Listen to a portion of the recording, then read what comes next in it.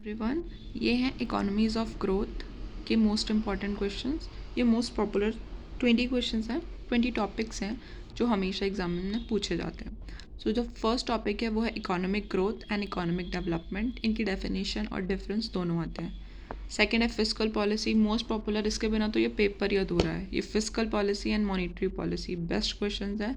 ये question paper में ना हो ऐसा पॉसिबल ही नहीं है। कैपिटल फॉर्मेशन आजकल काफ़ी आ रहा है। अनबैलेंस्ड और बैलेंस ग्रोथ का डिफरेंस और इसकी डेफिनेशन बहुत पॉपुलर है। फिर है fifth, importance of natural resources and economic development. आपको जितना नेचुरल रिसोर्सेज याद है ना, सब लिख दो literally. Stages, one of the most मतलब फेवरेट क्वेश्चन एग्जामिनर का।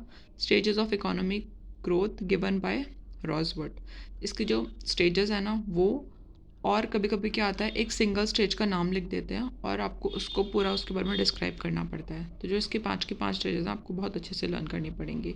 फिर आ जाता है characteristic of under developed economies. जैसे हमारी अंडर डेवलप ही चल रही है कब से, अंडर डेवलप तो नहीं है सॉरी, हम डेवलपिंग मोड में हैं अभी।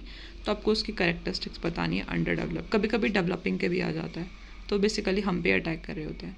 फिर आ गया the pre condition of economic growth, ये कभी कभी आता है वैसे। फिर है ninth question, economic backwardness and remedies to remove it. फिर है monetary policy, most popular. Dualistic theory of development. Twelfth topic है डिटर्मिनेंट्स ऑफ इकोनॉमिक ग्रोथ। फिर आ जाता है thirteenth topic is Harvard Domar growth model.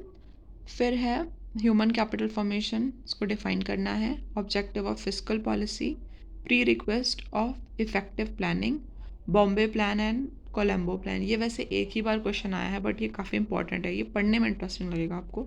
फिर है the ratio of public sector in Indian economy, theory of balance and unbalance growth. इसको तो रट्टा मार लो आंखें बंद करके।